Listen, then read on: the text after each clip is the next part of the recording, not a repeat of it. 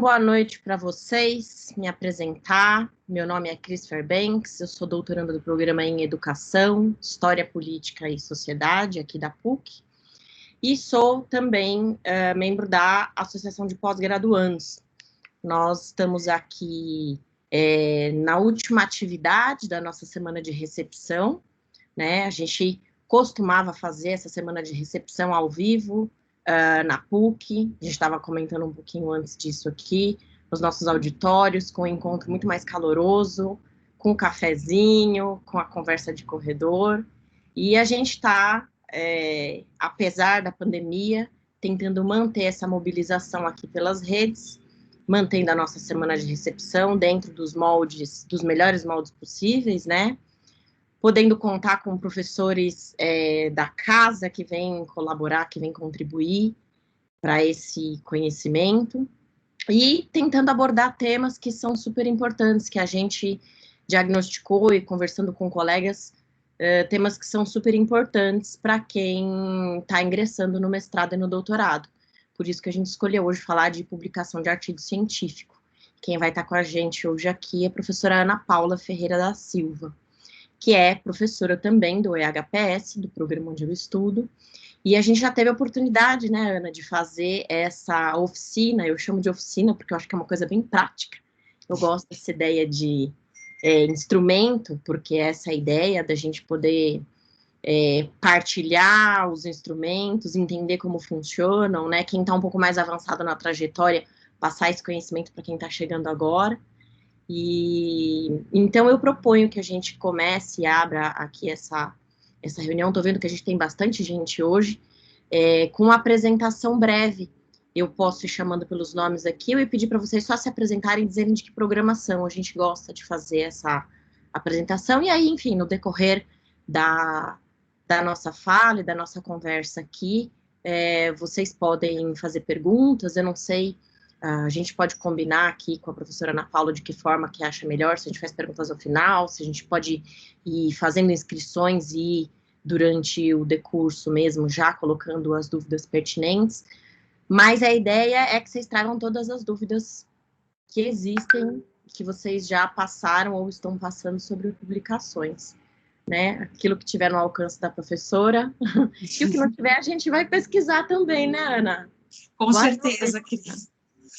Cris, só antes de fazer essa rodada de apresentação, né, eu agradeço em seu nome o convite da PG. Até ontem, acho que foi ontem que o Facebook lembrou que há 2 anos, exatamente quando me tornei professora da PUC, estava lá na RD do EHPS fazendo essa oficina também com vocês, né?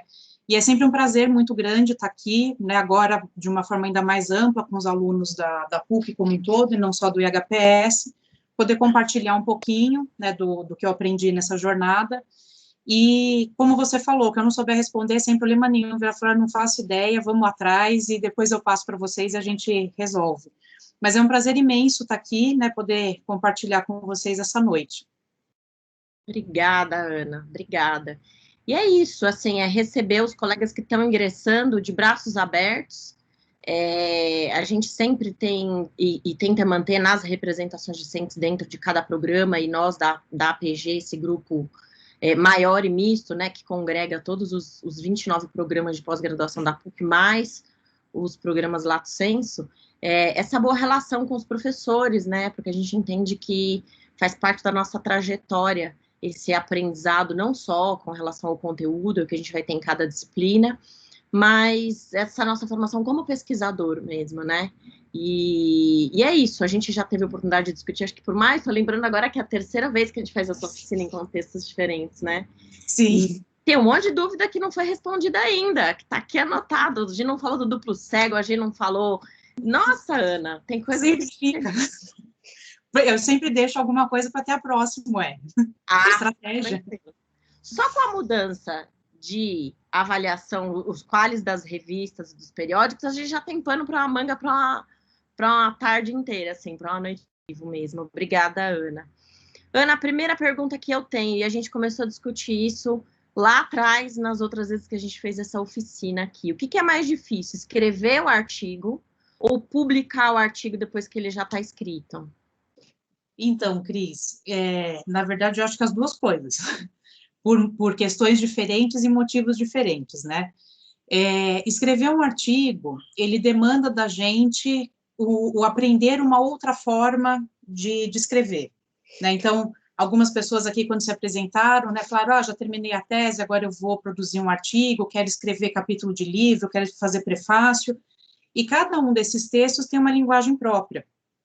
Então, o primeiro desafio que a gente se coloca, né, no momento que está lá com a nossa dissertação, com a nossa tese, para escrever um artigo, é conseguir delimitar o que a gente quer colocar naquele artigo, né? Uma coisa é a visão do todo que a gente tem da nossa pesquisa. A outra coisa é esse exercício de falar, bom, nesse material eu vou tratar sobre tal questão. E esse recorte geralmente é bem difícil para a gente fazer no início, assim, com o tempo a gente vai aprendendo. Então, eu diria que esse é o primeiro desafio para escrever um artigo, né? Para além de tudo que a gente vai discutir hoje, da questão de norma, como é que eu faço, o que tem que colocar e tudo mais.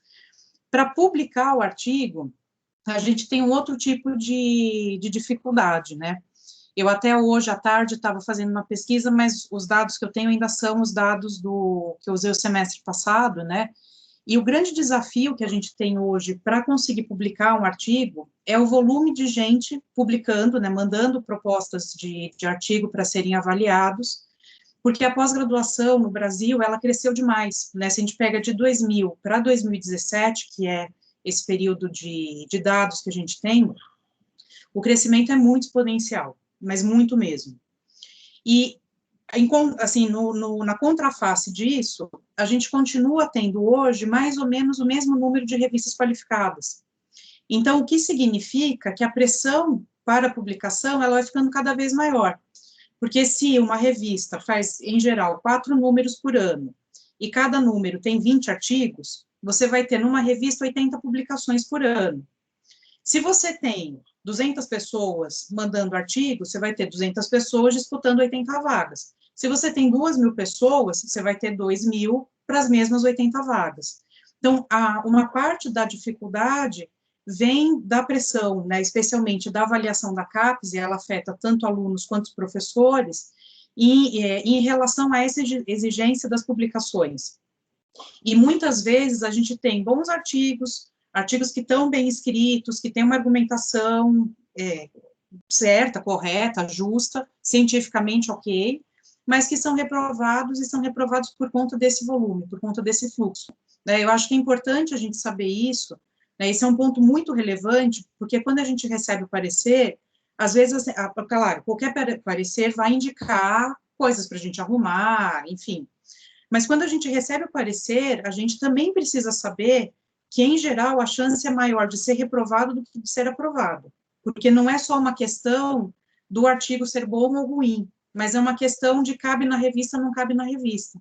Tanto que existe uma modalidade que é o artigo tem, né, indicações de correção e sugere-se publicar em outra revista, porque naquela revista não existe mais fluxo para conseguir publicar. E a depender do tipo de pesquisa que a gente tem, passa a validade, né, dos dados, enfim, da pesquisa. Então, dependendo do que a gente pega para discutir no artigo, a gente também precisa pensar nesse tempo da publicação, né? Então, tanto escrever, porque tem essa questão das escolhas, quanto publicar tem as suas dificuldades. As suas agruras. Não tem nada que é fácil na pós-graduação, né, Ana? Vamos combinar. Quem fez essa escolha de estar aqui já não fez uma escolha fácil. É legal, acho importante dar essa ideia realmente do funil que hoje conseguir publicar.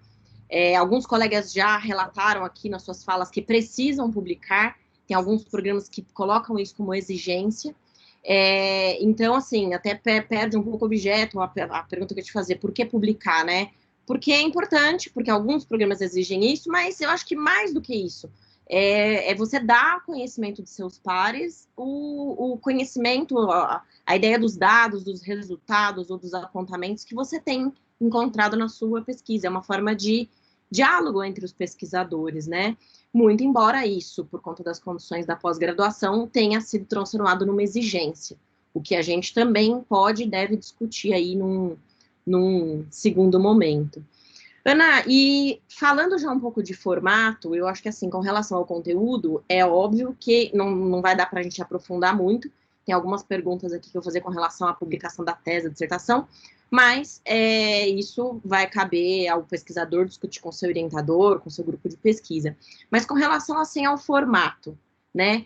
Como organizar de forma lógica um artigo? O que um artigo precisa ter para começar bem? Tá. Então, o primeiro ponto de um artigo, e aí eu vou falar, né, como a Cris colocou, o que é geral, independente da área, independente do tipo de revista, tá? Qualquer artigo científico vai pedir necessariamente um resumo. Algumas revistas, o resumo se resume, né, fazendo uma brincadeira aí com as palavras, a 5 linhas. Então, a precisão dentro de um artigo é um dos fatores primordiais para a gente pensar nessa elaboração. E aí o resumo necessariamente precisa ter o problema, o objetivo, a metodologia de uma forma muito resumida, os resultados da pesquisa e a conclusão. E aí eu acho que vale, né, a gente conversar um pouquinho a diferença entre o resultado e a conclusão. Né? O resultado é o que a discussão teórica do artigo identificou como resultado da pesquisa, seja ela uma pesquisa empírica, seja uma pesquisa documental. A conclusão é geralmente uma análise um pouco mais ampla do que só o resultado. Então, eu encontrei o resultado X, e a conclusão é aquele pulo que vai tratar sobre o resultado que eu achei em relação às outras pesquisas. Isso precisa estar no resumo. E aí, óbvio, se está no resumo, a gente precisa trazer para o corpo do artigo, mas no corpo do artigo, eu geralmente vou ter 3 partes, que é introdução, desenvolvimento e conclusão. Na introdução, eu preciso, né, normalmente, e aí, claro, né, tem uma questão de estilo, de gosto também, que passa pelo artigo científico, mas no corpo do artigo, eu preciso, de novo, apresentar o problema de pesquisa, apresentar os objetivos, e aí, há revistas que na própria estrutura ali das normas, já pede para colocar a metodologia da pesquisa em um subitem separado. Outras revistas não fazem essa exigência, mas a metodologia, eu sempre digo que, assim, é o coração de qualquer produção científica, seja tese, seja dissertação, seja um artigo científico. E, às vezes, a gente gasta pouca energia nisso, e é um dos muitos fatores que reprovam. Porque a gente pode chegar a resultados maravilhosos. Se a gente não conta como é que o bolo foi feito, não interessa se o bolo está gostoso. Né? Para a ciência, eu preciso saber o que você usou para ter certeza que o caminho metodológico que você fez está correto, né? Que não tem nenhum tipo de desvio no meio do caminho que fez com que os resultados fossem X e não Y. Então, a metodologia é muito fundamental. E aí, no desenvolvimento do texto, né, efetivamente, do conteúdo da pesquisa, eu também preciso ter um cuidado muito grande para apresentar os dados e apresentar a articulação desses dados com o referencial teórico. Né? Um outro erro muito comum é você ter uma descrição dos dados, e isso acontece, inclusive, em tese de dissertação também. A gente descreve todos os dados, depois a gente fala dos autores, que são, né, os nossos referenciais teóricos, e a gente já vai para o resultado e para a conclusão. E a gente não articula, efetivamente, esse referencial teórico aos dados. Né? E esse é um ponto muito fundamental no artigo.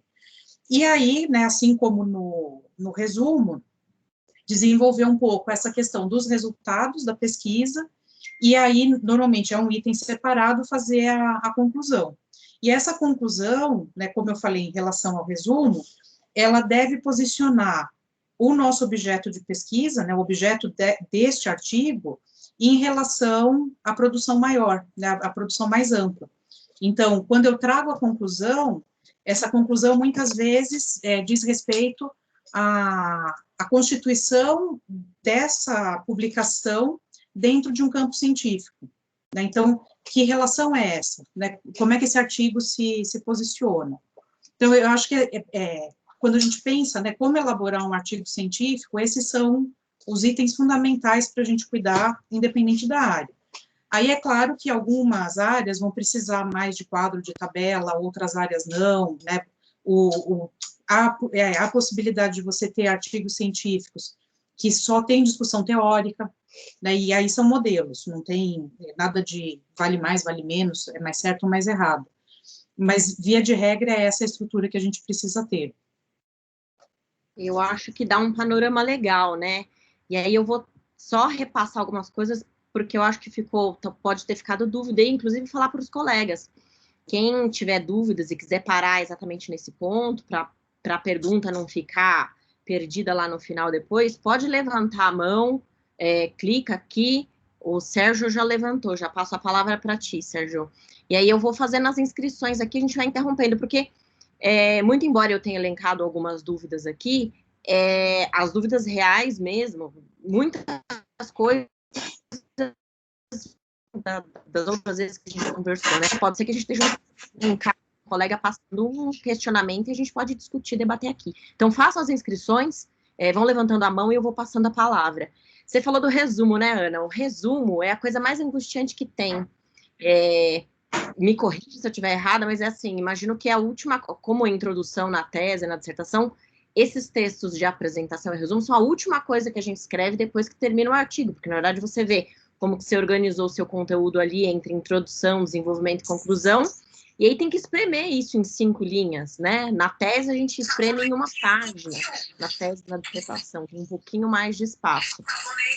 Então, assim, eu acho que também dá a bola para isso. Você falou que a gente às vezes não põe muita energia na metodologia, também guardar energia para esse final, que a gente sabe que às vezes tão bom, você está naquele arrepio do prazo de ter que entregar, e o resumo, se o resumo não tiver bom, o parecerista não vai nem ler, não vai nem prosseguir, né, na leitura do artigo. E aí, eu já pegando um gancho nisso, o que você me diz a respeito do título, Ana? Porque a gente não pensa muito nisso, a gente talvez pense, às vezes a gente se bate para escolher o título, vem com o título, com o que é um tema maior, e a hora que começa a desenvolver, volta para o título para ter uma precisão terminológica melhor. O que é importante constar no título? Aí não só falar para aprovação de um artigo, mas pensando que tanto resumo quanto título são elementos muito importantes, porque é através deles que os outros pesquisadores, depois que tiver publicado, vão encontrar o nosso trabalho, né? O que você tem de dica ou de atenção que a gente precisa voltar, assim, com relação ao título, Ana? Então, Cris, esse é um ponto super importante que você tocou, porque, assim, e aí, como você disse, né, reforçando, serve para tese, para dissertação, para o artigo, para o livro, para qualquer coisa que a gente vai produzir no âmbito científico. A gente, normalmente, tem uma tentação de fazer aquele título, assim, todo diferentão, né, todo rebuscado, vou colocar e tal, e o que a gente consegue com isso é fazer com que o nosso artigo não seja encontrado no planeta. Então, a gente precisa, eu acho que tem 2 pontos fundamentais, né? O primeiro ponto é tomar muito cuidado com essa escolha do título, porque isso não quer dizer que eu não possa colocar uma parte que seja interessante, que desperte o interesse do leitor em ler o meu texto, mas eu preciso ter uma outra parte do título, que também não pode, né, não é que não pode, não deve ser de 5 linhas, que trate propriamente sobre o que o trabalho aborda. Algumas revistas dão limite de título, então, assim, são, sei lá, 200 toques. E aí a gente volta para o mesmo problema do resumo, né, que é essa precisão na elaboração do texto. Um outro aspecto fundamental do título é que ele tenha o tamanho exato da pesquisa. E isso, a gente, em geral, na tese ou na dissertação, a gente consegue fazer de uma forma melhor, mais adequada, mas já vários, mas são muitos os trabalhos que eu tive que dar parecer em revista, e um dos itens, né, que a gente usa na avaliação, que a gente é perguntado, na verdade, na avaliação, é a coerência entre o título, as palavras-chave e o conteúdo do artigo. E aí, o que acontece? Muitas vezes, a gente vai pegar o título da dissertação ou da tese e vai transpor esse título para o artigo. E isso muitas vezes acontece porque na nossa cabeça está a pesquisa inteira. Mas no artigo, eu tratei sobre um aspecto da minha tese ou da minha dissertação. E aí o título fica muito mais abrangente, a gente se compromete a fazer muito mais coisa do que efetivamente a gente fez. E a mesma questão, né, aí eu não sei se, eu acho que já cabe, né, falar aqui, diz respeito às palavras-chave. E por que eu trago as palavras-chave junto com o título? Porque os buscadores, né, quando vocês vão lá fazer busca na biblioteca, na base do Cielo, banco de dissertações e teses, o que eles usam para identificar as palavras, as pesquisas, são as palavras do título e as palavras-chave. Então, sempre que eu participo de banca, né, uma dica que eu dou é variar aquilo que está no título com aquilo que está como palavra-chave. Variar o suficiente para você ser mais buscado, né, para o seu trabalho ser mais identificado, mas a gente também não deve variar o suficiente para colocar alguma coisa que não está feito no trabalho. Né? Então, a gente precisa tomar muito cuidado com essa escolha. Recentemente, eu mandei um artigo para uma revista, e eles indicavam, né, como exigência, na verdade, que as palavras-chave estivessem na base Thesaurus. E se não estiver lá as palavras-chave, não é para usar. E por que eles fazem isso? Eles fazem isso porque você tem palavras que já são aquelas determinadas para identificar as linhas. E a quantidade de palavra é gigantesca, então não tem como a nossa pesquisa não se encaixar dentro do que o banco traz, né? E aí eles colocam, até enquanto a gente for fazendo as perguntas, eu vou pegar o link, eu coloco aqui no chat para vocês. Isso é importante porque nas palavras-chave, a gente muitas vezes resolve usar outras coisas que também não fazem sentido dentro do banco. E eu vou dar um exemplo que é super simples, porque é o momento que a gente está vivendo. O tema desse artigo que eu escrevi era sobre docência e aulas remotas, que foi uma pesquisa que eu realizei ano passado, e aí, na minha ideia maravilhosa, uma das palavras-chave seria Covid-19, óbvio, né? Tudo na nossa vida agora se resume a Covid-19. Só que quando você entra no Thesaurus, não tem Covid-19. E por que não tem Covid-19? Porque você vai ter outros tipos de palavra que são muito mais abrangentes e que vão colocar a pesquisa, se for pertinente, por exemplo, práticas pedagógicas em período de pandemia. Porque pandemia não é só Covid-19, a gente tem na história outras tantas pandemias. Então, quando a gente vai para o Thesaurus e começa a entender essa lógica, eu acho que ajuda muito a gente também a entender como é que a gente seleciona as palavras, tanto para identificar, né, o nosso trabalho em relação às palavras-chave, mas também para pensar um pouco que limites são esses dos textos, né? Super importante isso, e às vezes a gente não raciocina, a gente acaba transpondo para as palavras-chave o que já está no título, e aí você está diminuindo a possibilidade de ser encontrado. Você já respondeu até outra pergunta, a gente falou do título e você já falou também das palavras-chave. Então, sensacional. Sérgio, eu queria te pedir desculpas, eu acabei atropelando aqui. Se você puder fazer sua pergunta agora, e a Mara está inscrita aqui em seguida do Sérgio. A gente pode ir fazendo por blocos, tá bom? Sérgio está na linha?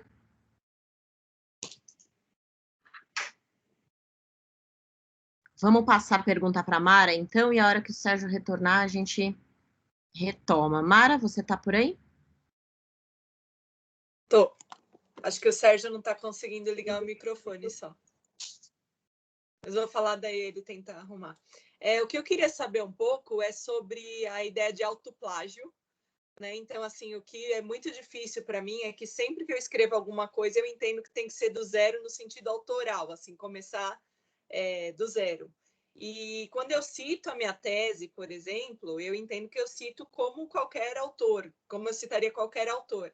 Quando você fala da metodologia, é uma coisa que dificulta na minha cabeça, porque quando eu escrevo o artigo, eu vou contar alguma coisa que eu usei de um trecho que eu estou trazendo, mas não seria a metodologia do artigo.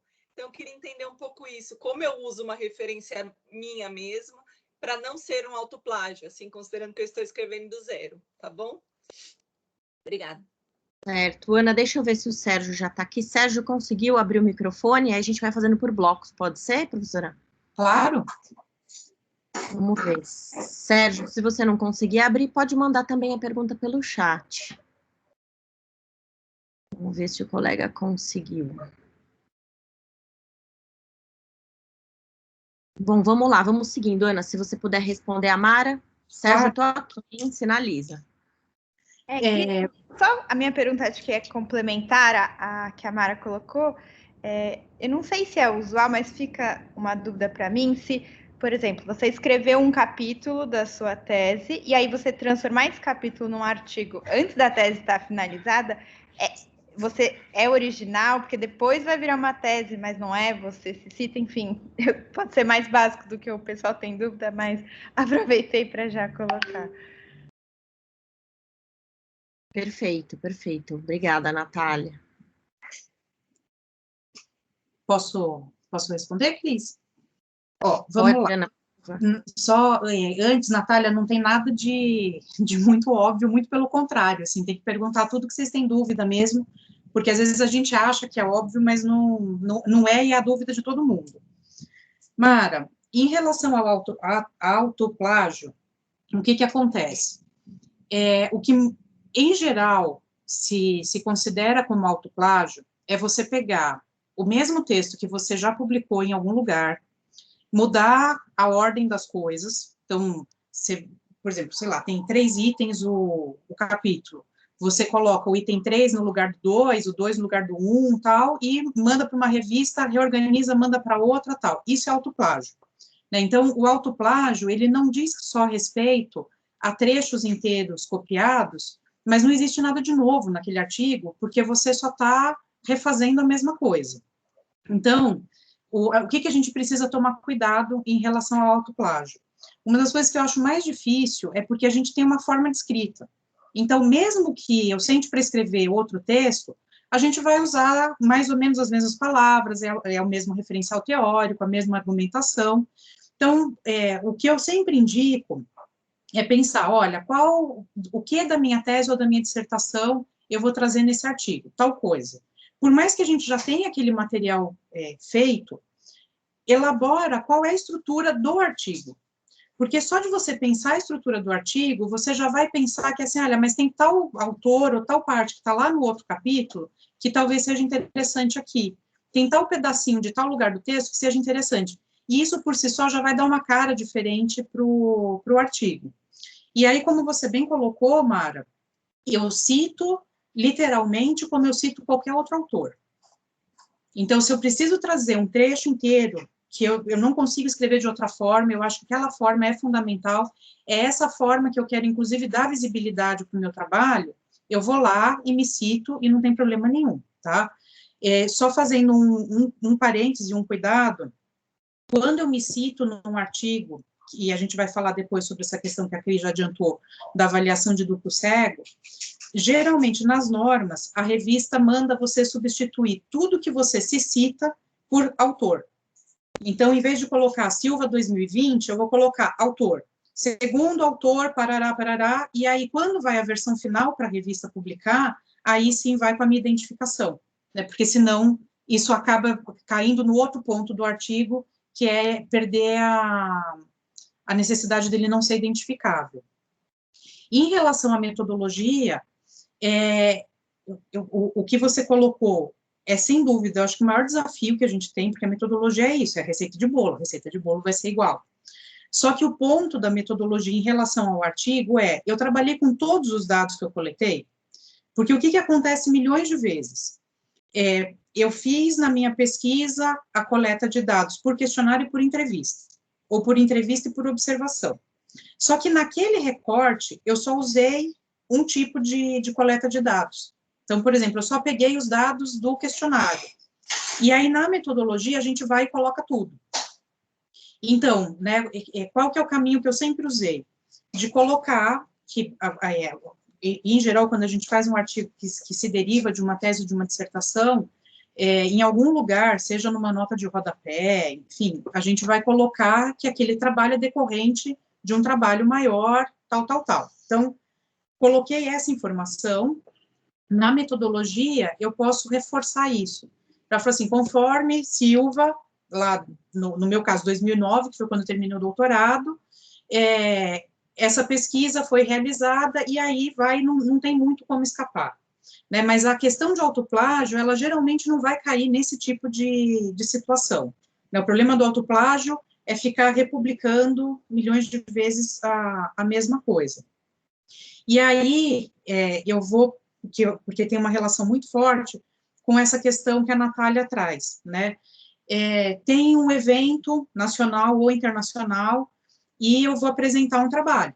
Não tem como, quando a gente participa, né, no percurso da pós-graduação, com apresentação de trabalho em um evento, não apresentar algo da nossa pesquisa. E apresentar isso na pesquisa, apresentar parte da pesquisa no evento, não significa que minha pesquisa vai deixar de ser inédita. Ao mesmo tempo que não é porque a pesquisa foi publicada que o artigo vai deixar de ser inédito, né? A condição de ineditismo, ela está na redação do texto, ela está na forma como eu construo essa argumentação. Então, o que, em geral, a gente deve fazer quando participa de eventos científicos é levar determinadas partes da nossa pesquisa para discutir com os pares, né? E aí eu vou falar mais da área de educação, mas eu acredito que isso seja bastante geral. Em geral, a gente leva para apresentar, porque apresentar trabalho vai compor as avaliações dos programas, e eu preciso entregar isso para o meu programa, ou o programa vai pedir para avaliação da CAPES, e fica num sentido muito mais de cumprir tarefas do que propriamente entender o sentido da participação em evento. E o outro problema é que os eventos têm sido muito grandes e a gente, na maior parte das vezes, apresenta para a gente mesmo. Sim, se na mesa tenho eu e mais 3 pessoas, somos nós 4 que vamos assistir a apresentação. Isso é um erro péssimo, né? É algo que não deveria ser assim, mas não é por isso que a gente vai reproduzir dessa forma. A intenção de participar de um evento é levar essa parte, né, esse caminho, esse percurso de pesquisa, de análise dos dados, para que as pessoas possam criticar, para que as pessoas possam perguntar. E aquele texto que eu apresentei no evento, ele deve ser revisto, acrescido, reorganizado para depois compor a tese, ou eventualmente para se tornar um artigo científico também. Então, a questão tanto de autoplágio quanto de originalidade, ela não está exatamente nesse lugar só de que, assim, se eu publiquei uma vez aquilo, então Inês é morta, né? Não, a gente só precisa cuidar para ver se a redação desse texto continua sendo sempre a mesma, né? E aí isso sim vai ser um problema. Ana, porque a gente normalmente pesquisa um determinado objeto, né? Mara, você quer falar? Por favor. Ah, não, só agradeci, na verdade. É porque eu tenho lido, antes de escrever, eu li vários artigos, né, para até comparar as formas de escrita, e essa questão da metodologia me deixou, assim, super confusa, porque na hora da escrita, as pessoas escrevem, foi utilizada pesquisa documento, como se fosse do artigo, e eu falei, gente, não, eu fiquei confusa, né, mas ficou super claro, obrigada. Muito boa a sua dúvida, porque é isso, a gente trabalha, a gente pesquisa um objeto e vai replicar ele em diversas fases, né? Quando você está produzindo a tese, coletando dados, você pode publicar, a Ana até já respondeu a pergunta se a gente podia publicar a tese antes de defender, ou um artigo com base nos dados colhidos na tese, então ficou claro que sim, né? Porque o ineditismo está realmente naquele texto consolidado para a revista, para o periódico. Sérgio, você conseguiu abrir o microfone e está nos escutando do lado daí? Se você quiser, manda por escrito a pergunta. Se não conseguir abrir, estamos aqui, estou no teu aguardo. Ana, então, o ponto em que a gente estava era esse, era realmente perguntar se podia publicar tese ou dissertação ou não, antes ou depois de defender, então você já explicou essa questão do ineditismo. E aí agora eu vou perguntar um pouco mais sobre periódicos mesmo. Como é que a gente escolhe onde publicar? Né? Como é que a gente elenca? Você já deu um exemplo de que muitas vezes nas submissões a gente vai receber negativas, então acho importante ressaltar isso, porque entender como é o processo, entender que a negativa é uma das possibilidades, e é uma possibilidade com uma alta ocorrência, justamente pela questão do funil, que é publicar, muita gente para publicar com poucas revistas, né, com poucos periódicos, pouca possibilidade. Então, entender isso como um elemento aí possível desse processo. Mas como escolher? Você já deu a dica, olha, às vezes a revista não vai publicar porque a temática não é tão adequada e indica outra revista. Como é que a gente sabe que o nosso objeto, que o nosso tema é melhor, eu vou ter mais chance de sucesso numa revista do que em outra, num periódico do que em outro? Então, Cris, e aí eu tô falando assim, do jeito que eu faço mesmo, tá? e que indico para os orientandos. O ideal é entrar no portal da CAPES, chamar lá o Qualis, né, Quali Periódicos, porque lá estão todas as revistas com a qualificação da CAPES mais atual. Então, entrei lá e a gente pode fazer o filtro por área, né, pensando aqui que a gente tem vários cursos de diversas áreas. Quando eu entro lá, se eu quiser pegar, por exemplo, só as revistas A1, eu vou ver lá a relação de revista 1. E aí vocês vão lembrar da minha vozinha falando, sim, e quanto mais alta a qualificação da revista, maior é a peneira, porque vai ter menos revista 1, elas vão ser sempre as mais concorridas, A2, idem. A1, A2 e B1, né, tem aí uma mudança, que não é mudança ainda, que pode ser, eventualmente, a revista pode se identificar como A3 ou como B1, é a mesma coisa, tá? Essas 3 primeiras qualificações, elas são as mais concorridas. E elas são as mais concorridas porque, para os professores, essas são as 3 qualificações de valor, né? Abaixo da B1, ela até pode ter lá o seu valor na avaliação, como a somatória das publicações, mas ela já vale pontos, né, muito menores do que as demais revistas. Então, essa é uma questão, ver qual é o tipo de qualificação de revista que eu vou usar. Para quem está terminando mestrado, doutorado, procurar revistas que são B2, B3 ou B4, ou na outra classificação, A4, A4, A5 ou B1, elas têm valor, tá? Elas são importantes, elas são revistas de circulação, elas são revistas que vão garantir a visibilidade. Essa diferença das qualificações, ela diz muito mais respeito à avaliação da CAPES para os professores, tá? Para os professores da pós-graduação, porque se também você for professor da graduação, essas outras revistas, elas também são qualificadas, elas passam pelos mesmos processos. Então, esse é o primeiro ponto para a gente escolher. O outro ponto é, entrando no link da revista, e aí, em geral, naqueles, para autores, para publicação, enfim, sempre nas revistas, a gente vai ter algum tipo de orientação para os autores. Aí lá, a gente precisa ver qual é o escopo da revista, qual é a temática específica. Então, de novo, né, eu vou dar os exemplos da educação, porque são a minha área, né, são mais próximos. A gente tem revista específica de infância, né, de educação infantil, revista específica de educação especial, a gente tem revista específica sobre prática pedagógica, revista específica sobre metodologia de ensino, de cada uma das áreas, então, de matemática, de biologia, de língua portuguesa. Então, se eu vou para esse tipo de revista específica, e meu artigo atende a essa especificidade, a chance de ser publicada lá é muito mais alta. Às vezes, a gente recebe, né, ou pelos professores, ou pela própria secretaria do programa, ou se a gente se inscrever em algumas revistas, a gente pode receber chamada de dossiê.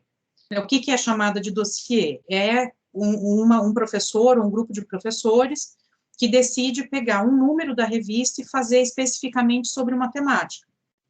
E aí, se casa o meu artigo com essa temática, a chance de publicação também é maior. E tem outras revistas que elas são bastante amplas, então elas vão trazer demandas de educação, vão trazer demandas de administração.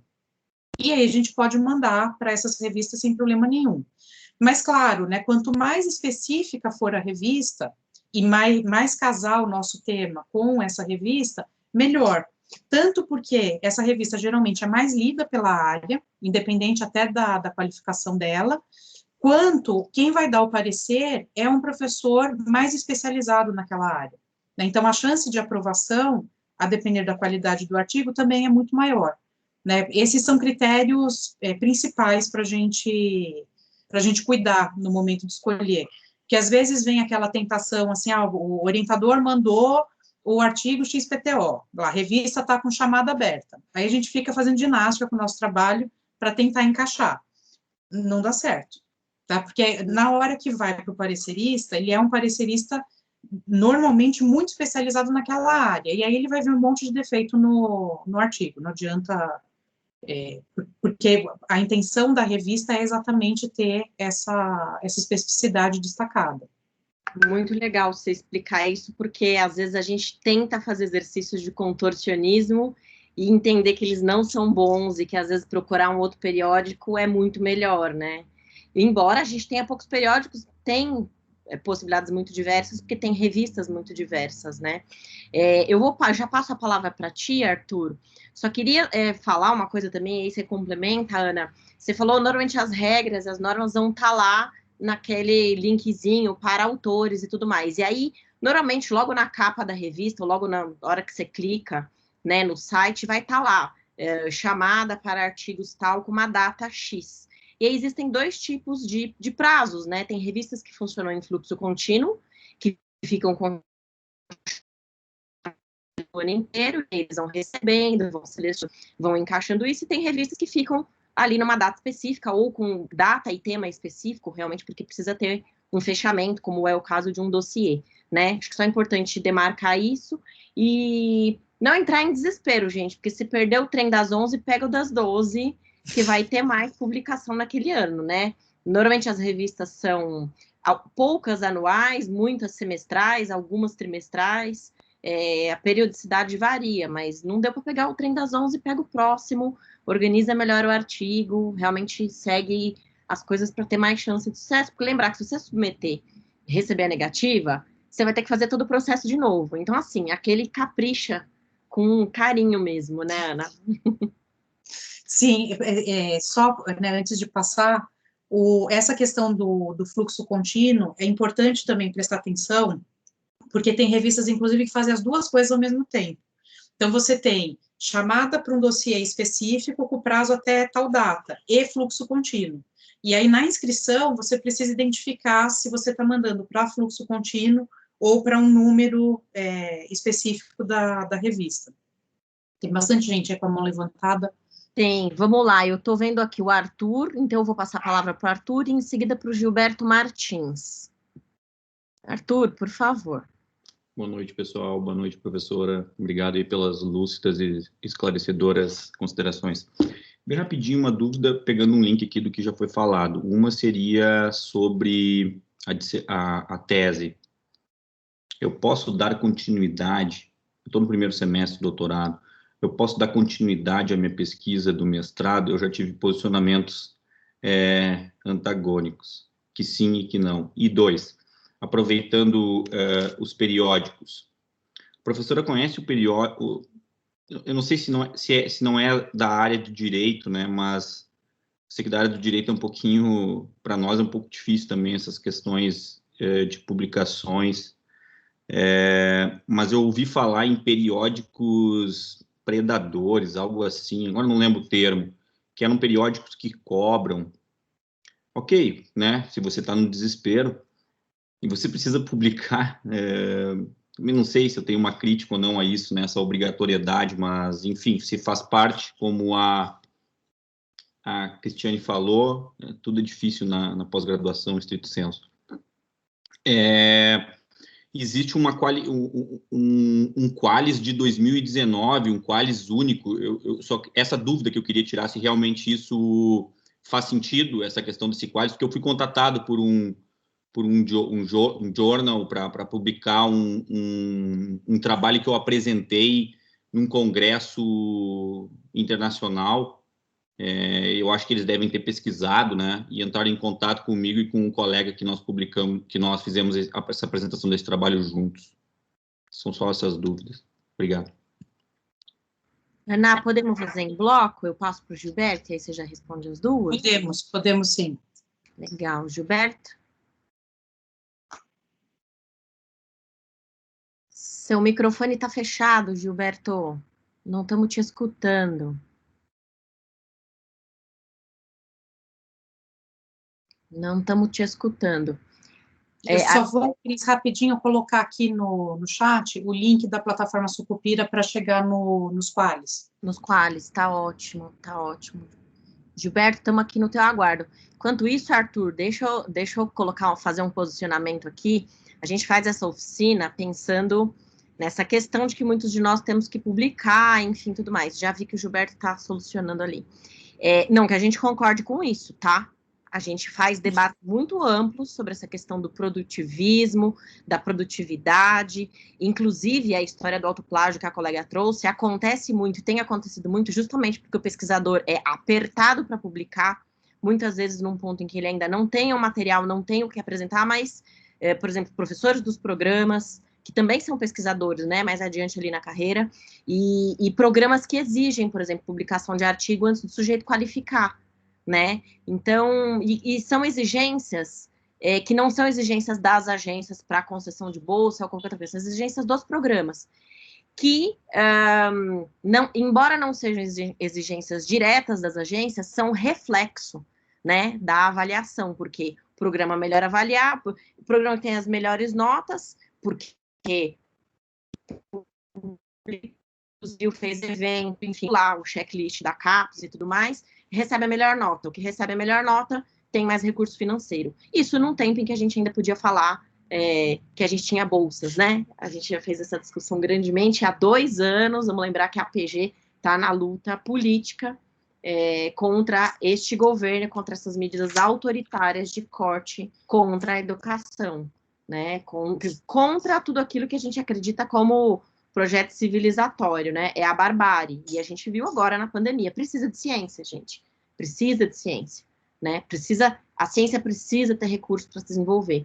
Então, assim, dá um papo, Arthur, para um outro dia inteiro. A gente faz essas discussões muito mais no âmbito político. A gente não concorda com esse produtivismo.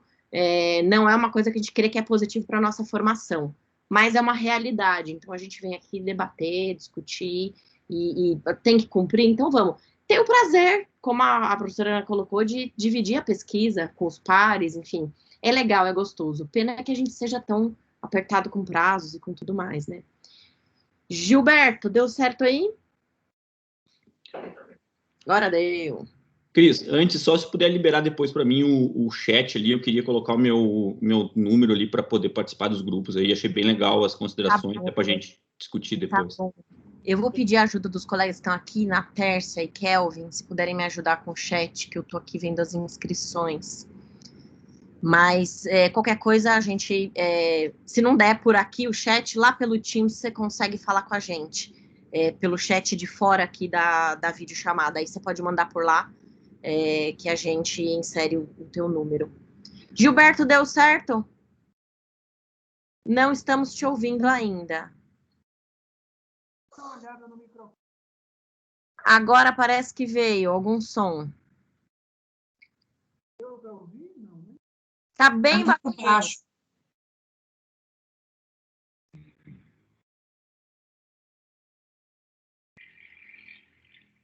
Tá bem baixinho. Se você quiser, a gente vai seguindo aqui e você vê se soluciona aí. Sérgio também, se quiser conversar, falar depois aqui. Ana, voltando aqui numa questão, eu acho que muita coisa já está sendo resolvida, né? Essa questão da originalidade, da questão da produtividade, que dá muito pano para manga. A gente já falou um pouco dessa escolha, né? E eu acho que assim, uma vertente muito boa é aonde você está indo buscar os artigos e as outras pesquisas da tua área. Também olhar de que revistas que você está trazendo isso para a tua pesquisa, o teu referencial, para saber onde as pessoas estão pesquisando o seu tema, né? E quem avalia o artigo, Ana? Quem são os pareceristas? E, especificamente, a gente já falou aqui muito, mas assim, o que agora, tecnicamente, eu sei que cada revista tem uma exigência, mas o que tecnicamente eles vão olhar no artigo? Sendo bem fatalista, bateu o olho ali, putz, recusado, esse aqui não vai, assim, queria que você falasse um pouco bem listadamente mesmo, assim, né, quais são as coisas que reprovam o artigo, assim, de cara do detalhe mais óbvio ao detalhe mais sutil. Você já pincelou muitos deles aqui, mas acho que a gente falar do insucesso, do que não funciona, é muito bom para a gente saber para onde a gente caminha, né? Sim, vamos lá. Eu vou começar pelas questões que o Arthur trouxe. Em relação à continuidade, Arthur, da tese, né, em relação à dissertação, eu entendo que não existe uma regra pode ou não pode. O que existe a tese, ela necessariamente precisa ter algo que não foi pesquisado, ou a forma como já foi pesquisada ser feita de outro modo, né? Existe a necessidade de uma condição bastante inédita da tese, diferente da dissertação. Penso que não é possível, ou não seria, de certa forma, desejável, pensando enquanto carreira, que a gente mudasse da água para o vinho, da dissertação para a tese, né? A tese, ela é construída a partir desse caminho que a gente faz, né? Que é um caminho de uma escolha pessoal, de uma escolha profissional. Então, em geral, o que vai variar é que tipo de abordagem que você está dando de continuidade da dissertação para que aquela ideia se transforme numa tese, tá? Eu, pelo menos, entendo dessa forma. Em relação aos periódicos predatórios, e aí eu ampliaria, né, não só para os periódicos, mas tem as editoras também. Em relação aos periódicos, tem duas questões bastante diferentes. Uma é, por conta desses cortes imensos, tanto de recurso quanto de contingenciamento das universidades públicas, parte das revistas deixaram de ter viabilidade econômica para serem publicadas. E são revistas A1, são revistas A2, são revistas extremamente sérias. E essas revistas precisaram, por conta da posição que o governo adotou em relação à ciência no Brasil, passar a cobrar, tanto para fazer revisão, quanto para fazer as traduções, né? Tem revistas que você só manda o resumo em português, e é a própria revista que se encarrega de fazer a tradução nas línguas que ela publicar do resumo, exatamente para garantir a qualidade desse material. E isso pressupõe trabalho, portanto, você precisa de recurso. A gente tem uma ideia de que, assim, é virtual, parece que é tudo na boa vontade. E não é assim. Então, existem periódicos altamente sérios e qualificados que passaram a cobrar por essa questão. Mas existem também as editoras e os periódicos predatórios, que são aqueles que veem o nosso desespero, precisando publicar, querendo publicar, e fazem exatamente isso que você relatou. A gente coloca alguma coisa no currículo Lattes, dá lá poucas semanas depois, às vezes dias, e a gente recebe um e-mail falando que seu artigo foi avaliado, excelente qualidade, piriri pororó, pague que ele será publicado. O que eu sempre aconselho? Vai atrás da revista e veja qual é a qualificação dela. Revista que publica, como dizia uma professora minha, Deus e suas obras, é a mesma coisa que nada. Tá? Tem periódico que na hora desses que mandam esses e-mails para a gente, que na hora que você entra, eles pegam lá as áreas da CAPES, então eles publicam coisas de ciências da natureza, ciências da terra, ciências humanas, não tem valor nenhum. E por que não tem valor nenhum? Porque quanto mais delimitada é a revista, maior é a visibilidade dela dentro da área. Uma revista que publica tudo de qualquer coisa, a gente não vai nem ler. Pense nas revistas comerciais. Se a gente quer saber sobre viagem, você não vai comprar 4 rodas. Você vai comprar a revista Viagem. A revista científica vai funcionar do mesmo jeito, tá? Então, é preciso cuidar, fazer uma boa pesquisa no Google para descobrir aí de onde é que vem essas revistas e qual que é a intenção delas. Porque existem revistas boas que também cobram. Em relação ao Qualis, Arthur, se você entrar nesse link, até por conta disso que eu fui lá pegar o link, quando você entra nesse link da CAPES, ele te dá 2 possibilidades de seleção de classificação. A do quadriênio de 2013 a 2016 e a do quadriênio de 2010 a 2012. Não existe outro Qualis senão esse. Tá? Não existe Qualis 2019. O que tem é uma discussão de reorganização do Qualis, que foi isso que eu falei para vocês. O que existe hoje, efetivamente funcionando, é Qualis A1, A2, B1, B2, B3, B4 e C. E existe a possibilidade, nessa discussão, de tornar o B1 e B2 como A3 e A4. Só isso. Mas não existe Qualis 2019. Né? Então, quando você trouxe esse exemplo, né, essa colocação, para mim fica muito claro que, em geral, são essas revistas que, na verdade, é quase caça-níquel, né? Há editoras que fazem a mesma coisa, falam assim, não, publique seu artigo na nossa revista e tal, e realmente vai ser publicado, eles vão mandar lá o exemplar ou o acesso à revista para você, mas são editoras que não têm nenhum tipo de avaliação da CAPES, que não tem absolutamente nenhuma relevância científica. Né, o que é um problema também. Em relação à tua questão, Cris, quem avalia os artigos científicos, a gente, em geral, quando se torna professor de graduação, e principalmente de pós-graduação, a gente bota lá no currículo, né, que está dando aula no ensino superior, e a gente começa a receber os convites das revistas, você não gostaria de ser um avaliador? Porque, em geral, a gente faz isso só para colocar no nosso Lattes, a gente não recebe nada para ser avaliador de revista, né, para ser parecerista. Se você recebe bolsa de agência de financiamento, também é muito comum você se tornar avaliador daquela agência de fomento. Então, quem avalia são pessoas necessariamente doutoras que têm algum tipo de reconhecimento dentro do campo científico. E quando a gente recebe esse convite, ou eles já indicam, e você pode aceitar ou recusar, a área específica, ou eles pedem para a gente cadastrar áreas de interesse para receber os artigos para fazer a avaliação. Então, em geral, quem avalia o artigo daquela revista é um especialista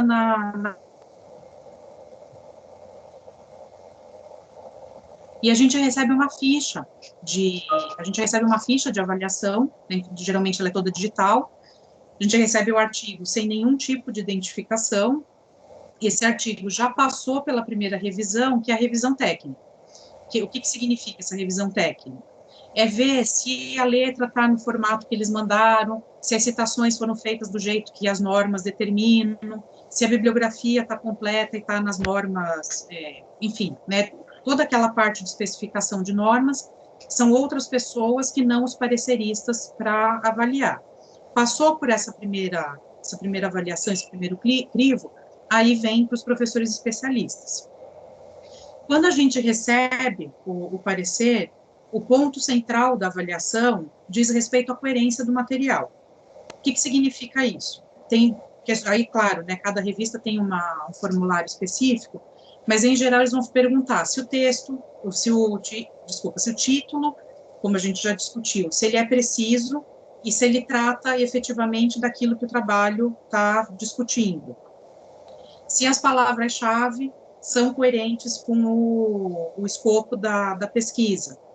Se o resumo apresenta de forma clara, se a linguagem, né, está escrita de forma correta e clara em relação aos objetivos, o problema de pesquisa, metodologia, resultados e conclusões. Se os dados apresentados são coerentes e se a descrição da metodologia de pesquisa atende e tem relação com os dados apresentados. Então, era um pouco o que eu comentava, né, agora há pouco com vocês, a partir da pergunta da Mari e da Natália, que é isso de que a metodologia que eu vou colocar no artigo, ela precisa se referir apenas à metodologia que está no texto do artigo. Não interessa se a minha pesquisa foi maior e eu fiz mais um monte de coisa. No artigo, eu só preciso colocar aquilo que eu estou tratando lá. E, em relação à discussão teórica, se os autores usados são pertinentes e se está adequado com a produção mais recente da área. Então, quando eu falava para vocês isso, né, de que muitas vezes a gente vai deixando de publicar, ou vir a falar, não, depois eu publico, às vezes passa 3, 4 anos, se a gente fizer isso, a gente precisa, às vezes, atualizar os nossos dados. Então, veja, quando eu comecei a conversa aqui com vocês, eu falei, olha, eu fui hoje de manhã, né, durante o dia, atrás dos dados para ver se houve mudança na disponibilidade de informação sobre o crescimento da pós-graduação no Brasil. Não, o último dado é de 2017, beleza, né, porque é 2021 que esse dado não está mais válido. Mas podia ter uma publicação de 2020. Né? Então, dependendo do que eu vou fazer, eu preciso atualizar essas informações, e esse é um ponto bastante relevante. E depois, né, se as citações têm adequação com o texto, porque às vezes a gente coloca uma citação porque achou bacana, mas a argumentação está completamente separada da citação. A questão da linguagem é muito importante, né, se está de acordo com as normas da língua portuguesa. Eu ia te perguntar isso, uma dúvida que ocorreu na oficina, a gente discute, pode escrever em primeira pessoa? Normalmente, então, qual é a linguagem? Porque parece que é uma questão boba, mas é uma questão, às vezes, que pega, né? Sim. Eu diria que não existe uma norma que, assim, é proibido escrever em primeira pessoa, até porque, dependendo, por exemplo, se eu estou tratando de um texto autobiográfico, não tem como eu não escrever na primeira pessoa. Às vezes, se eu vou relatar dentro do meu artigo uma experiência que foi pessoal, né, do ponto de vista profissional, enfim, eu preciso usar a primeira pessoa. Mas, em geral, na argumentação do texto, o ideal é ser impessoal, né, é usar a terceira pessoa, ou usar as formas impessoais mesmo, porque ele tem ali uma condição da pesquisa, né, o sujeito da pesquisa não é o autor, é o estudo. Então, o não usar a primeira pessoa vem muito dessa lógica, né? Não é proibido, mas normalmente não é o mais usual, a não ser nesses casos específicos. Legal. Ana, a gente tem uma porção de inscrições aqui. Eu vou passar na ordem que foi entrando e vou pedir uma gentileza. Quem já perguntou, vai baixando a mão, porque senão eu não sei se está na fila, se não está. Na ordem aqui, se a gente puder fazer um bloco um pouco maior, tem 4 pessoas inscritas. Vamos lá. Chamar o Bruno a falar, em seguida na Tércia, e aí o Américo e a Clarissa, tá bom? A gente vai escutar essas 4 perguntas, e aí eu quero ser a 5ª pergunta. Nós não saímos daqui hoje sem falar desse duplo cego. Tá bom. Eu tô sem dormir desde a live passada que a gente fez, porque eu não sei muito bem o que é o duplo cego, então eu quero deixar essa pergunta já aqui registrada.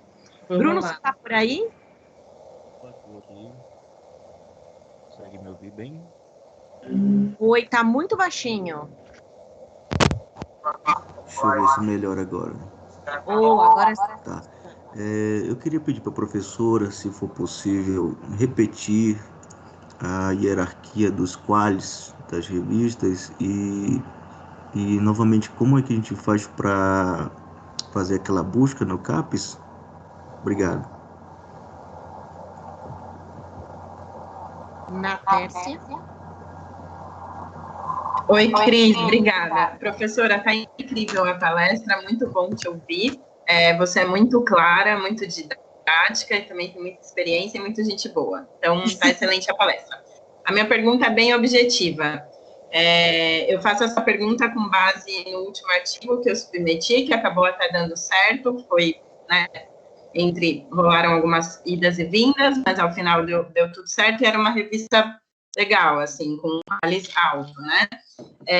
E aí, eu tinha optado por colocar uma explicação sobre a minha metodologia num tópico em separado. Então, eu fiz a minha introdução, logo na sequência eu vim explicando o meu percurso metodológico.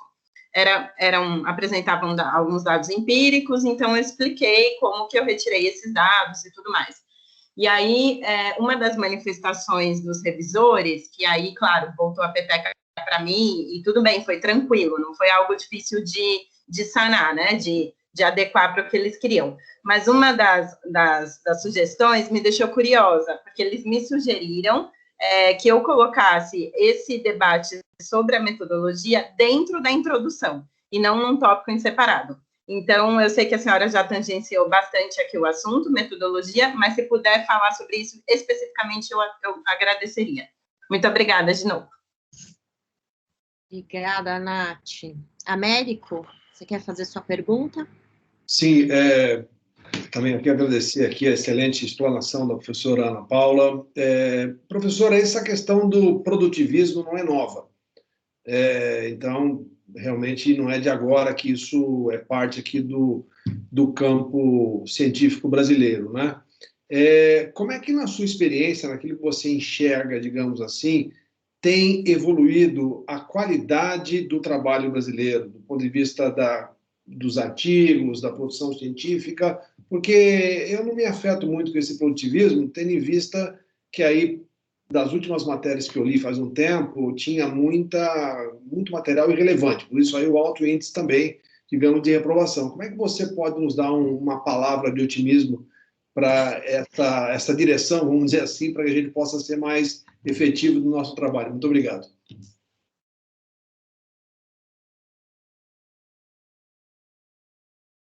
Clarissa, você quer fazer sua pergunta? Tá por aí? Boa noite, obrigada, professora, por disponibilizar tanto conteúdo rico de forma tão clara. Minha pergunta são 4, na verdade. pensando em publicar em inglês, eu devo buscar publicações, revistas que publicam em inglês também dentro do portal Sucupira? E se sim, tem alguma recomendação especial para publicar um texto em outra língua? Aí minha próxima pergunta é, eu tenho muita dificuldade em encontrar no portal Sucupira os quadros, porque muitas vezes uma revista, ela me apresenta diversos quadros diferentes dela mesma. Então, se eu pego, por exemplo, a revista Feminismos, uma revista da Federal da Bahia, tem lá, na área de antropologia, ela é um Qualis B4, na área de não sei o que, ela é um Qualis B5, né? Então, como que eu faço esse filtro para ter certeza se eu estou realmente mandando para a área certa, para o Qualis certo? Aí eu fiquei com uma dúvida sobre algo importantíssimo que ela falou, quando o autor cita a si mesmo para não colocar o seu nome no meio do trabalho, para manter o anonimato. Se puder repetir isso, agradeceria muito. E minha quarta e última pergunta é as futuras dúvidas que vão aparecer quando eu quiser publicar, para quem eu vou mandar e-mail. Obrigada. Ótimo, Clarissa. Posso pegar de volta aqui, Cris, para responder? Pode, Ana, por favor. Então, vamos lá. Eu fiz aqui a anotação por ordem para eu não me perder. Começando pela Cris, que disse que era a quinta pergunta, mas foi a primeira. Sobre o duplo cego, funciona da seguinte forma. Eu expliquei para vocês como é que a gente se torna parecerista, né? Quando a gente escreve um artigo numa revista, eles vão pegar aquele artigo e vão mandar para 2 pesquisadores. A gente nunca sabe quem é a outra pessoa que está fazendo a avaliação daquele artigo. Aí, eu vou ler um artigo e a outra pessoa vai ler esse mesmo artigo. E nessas 2 pessoas, precisam preencher essa ficha. Existe uma terceira pessoa que vai pegar essas 2 fichas, essa pessoa sabe quem são as pessoas que fizeram a avaliação, e vai ler essas 2 avaliações. Se as 2 avaliações estiverem no mesmo sentido, o que significa isso? Mais ou menos, claro que aí tem uma variação muito grande, né, enfim, do que um valoriza mais, do que o outro prestou atenção e tal. Mas se, em geral, as 2 avaliações, elas caminham na mesma direção, então, esse artigo vai ser aprovado, reprovado, ou aprovado desde que com algumas alterações, que é isso que a Ana Tércia colocou. Se houver uma divergência, daí o que é a divergência? Normalmente, um aprovou, mesmo que com ressalvas, e o outro reprovou. Essa pessoa, nessa terceira pessoa que está lendo os 2 pareceres, ela geralmente faz parte do comitê editorial da revista. Essa pessoa pode, ela mesma, ler o artigo e decidir se vai ou não vai, ou, eventualmente, essa pessoa encaminha esse parecer para uma terceira pessoa fazer o parecer. E é esse terceiro parecer que, de certa forma, vai gerar o desempate. Isso a gente faz porque determinados campos do conhecimento, e às vezes os nossos objetos de pesquisa, eles podem ser avaliados, até mesmo por conta de linha teórica, por uma pessoa como um trabalho ok, relevante, interessante e tal, e por outra pessoa não necessariamente por conta da estrutura do artigo, mas às vezes por conta do tipo de referencial teórico que foi usado. Existem algumas áreas que são campos bastante tensos, e isso acontece com certa frequência. Então, fazer o duplo cego e ter, né, essa pessoa do comitê editorial lendo esses 2 pareceres e fazendo o encaminhamento que considerar, né, a partir desses pareceres, o mais adequado, é fundamental. O que a Ana Tércia coloca, né, dessas idas e vindas, que embora não tenha sido uma pergunta, mas eu acho que é interessante falar sobre isso também, é importante, porque normalmente o que acontece é que o nosso artigo ele é aprovado desde que sejam feitos alguns ajustes. E aí o parecer, ele vem exatamente falando, olha, esse parágrafo não está bem descrito, reformule, como essa sugestão que ela colocou em relação a, olha, é melhor que a metodologia esteja na introdução e não no desenvolvimento do trabalho. E aí, se a gente tem juízo, porque o trabalho foi aprovado, a gente faz as alterações que ele vai ser publicado. Se a gente não tem juízo, a gente ignora, e aí, se depois do prazo você não entrega as alterações feitas, ele automaticamente é reprovado. E, às vezes, vai e volta mais de uma vez, porque quando a gente retorna esse artigo que foi aprovado, desde que sejam feitas essas alterações, ele volta para o parecerista que solicitou essa alteração, para o parecerista dar o aval de tipo, legal, era isso mesmo, bacana, pode ir, ou ainda precisa de outra alteração, qualquer que seja. Então, esse movimento de ir e vir, ele é bastante comum também. E é por isso que, em geral, entre mandar, ser aceito e publicar, às vezes vai quase um ano nessa brincadeira, né? Porque tem os prazos e os tempos todos que são bastante lentos. Em relação à questão do Bruno, o Bruno, aqui no chat tem o link do Qualis, né, que eu coloquei aqui, se você subir um pouquinho, você vai achar a minha última postagem, e a gente tem hoje, né, sendo válido A1 e A2, depois B1, B2, B3 e B4, e C. Né, são essas as avaliações, considerando que A1, A2, B1 são as revistas mais disputadas por conta de serem as revistas que têm um valor maior para os professores de pós-graduação, tá? Aí, e de certa forma, voltando, né, para a questão que a Ana Tércia colocou, a metodologia, se a revista, nas orientações, não indica de forma expressa para colocar um subitem na revista, né, no corpo do trabalho, a gente pode escolher onde a gente vai colocar essa informação, né? Então, se é melhor colocar essa informação num item separado, às vezes a gente vai preferir colocar no desenvolvimento, não existe um lugar certo e definitivo para a gente colocar, tá?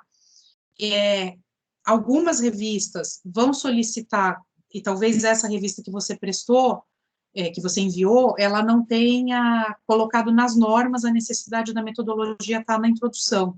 Mas, às vezes, como na introdução do artigo, a gente vai apresentar o problema de pesquisa e os objetivos, a gente já pode pegar o embalo e apresentar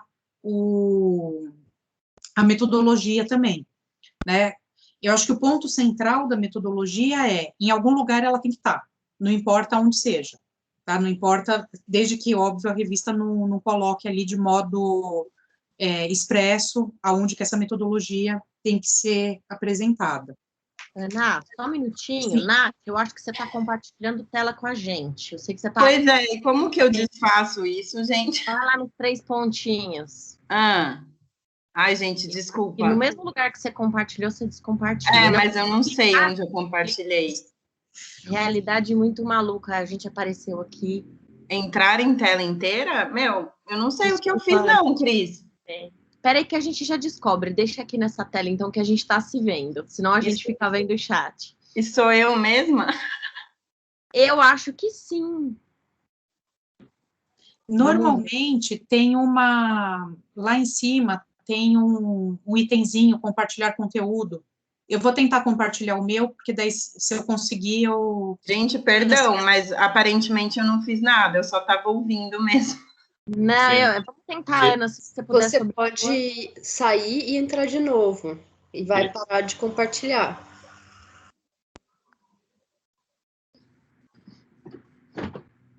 Deixa eu só ver se eu consigo...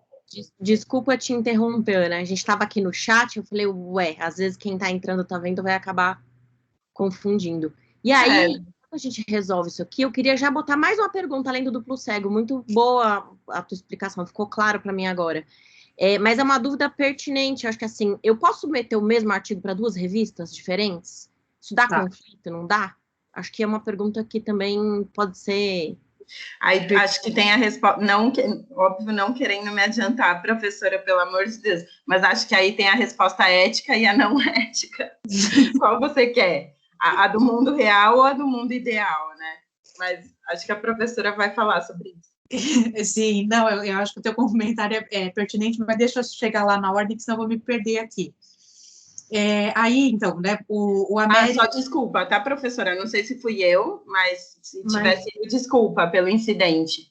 Não, imagina, sem problema. Quem quer que tenha sido, somos nós nos meios eletrônicos. Obrigada. Olha, o Américo, né, ele pediu uma palavra de otimismo, ele falou, olha, Américo, nesses tempos está difícil.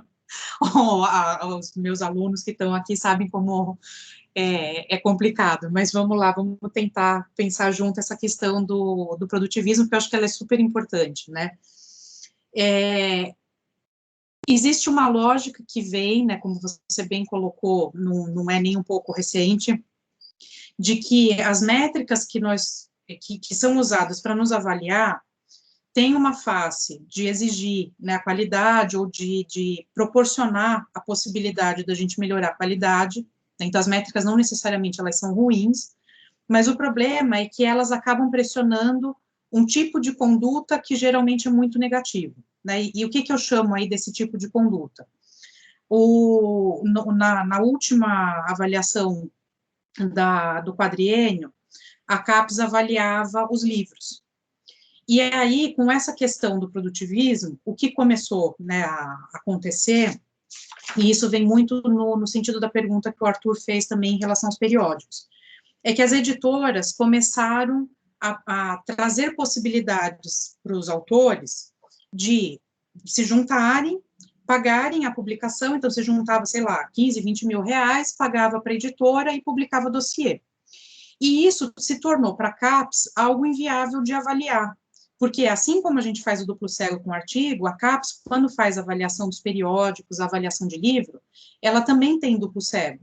Então, cada livro que eu mandava dizendo que, olha, eu tenho um capítulo publicado nesse livro, esse livro, e não era o artigo, era o livro como um todo, e a capacidade da editora, a seriedade da editora, que precisavam ser avaliados.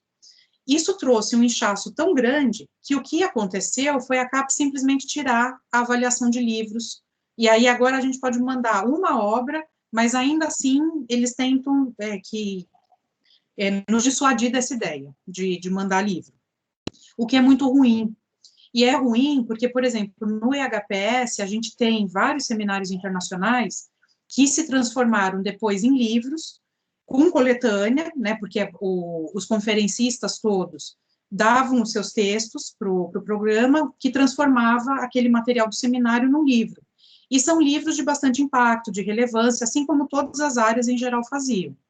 E aí, lá se foi a água, o bebê, a bacia, tudo por ralo abaixo, porque aí você não distingue mais uma possibilidade da outra.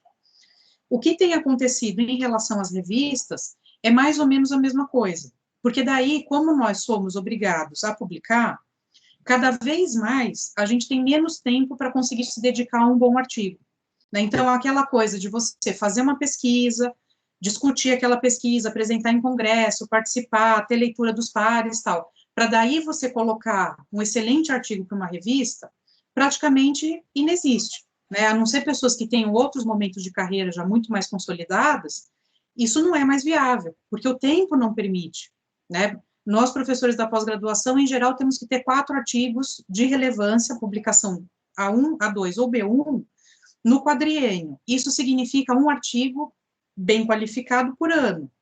Você escrever um artigo por ano significa, normalmente, você dedicar aquele ano para publicar esse artigo, né? É esse ir e vir. A gente não sente escreve um artigo, simplesmente. E isso faz com que a gente tenha cada vez mais artigos que falam as mesmas coisas, artigos que contribuem muito pouco para esse incremento da ciência. Pesquisas, por exemplo, como estado da arte, cada vez se tornam mais inviáveis de serem feitos, porque se a gente pega ali, eu quero tratar sobre um tema, por exemplo, educação de surdos, né, pegando o exemplo aqui de alguns dos participantes. Há não muito tempo atrás, coisa de 10, 15 anos, eu conseguia ir nos principais eventos, nas principais revistas, nas principais teses e dissertações, para conseguir fazer esse mapeamento do que está se produzindo. Hoje, na melhor das hipóteses, eu vou pegar só teses e dissertações, ou só os principais periódicos, ou só os principais eventos, porque o volume é imenso, né? Então, se a era dos dados é bacana, porque a gente cada vez mais produz e tem mais informação, por outro lado, é tanta informação que a gente acaba não qualificando essa informação. E isso acaba sendo, de certa forma, o tiro pela culatra desse produtivismo, né? E vai dando mais visibilidade para aquelas pessoas que já estão consolidadas na área, né? Para quem está chegando agora, esse caminho é muito mais longo, porque na hora que eu pego determinados autores de referência, eu vou para aqueles que já estão lá há 20, 30 anos publicando sobre um determinado tema. Como tudo na vida, né, e pensando nas gotas de otimismo, eu entendo que isso em algum momento vai se esgarçar de tal forma que esses critérios vão precisar ser repensados, né? Um critério que já se usa hoje é a questão das citações, né? Então, mais do que uma revista ser bem ou mal qualificada, o artigo estar numa revista bem ou mal qualificada, se pretende usar, e alguns critérios de avaliação já usam quantas vezes nós somos citados. Então, no meu caso, né, eu sou Silva.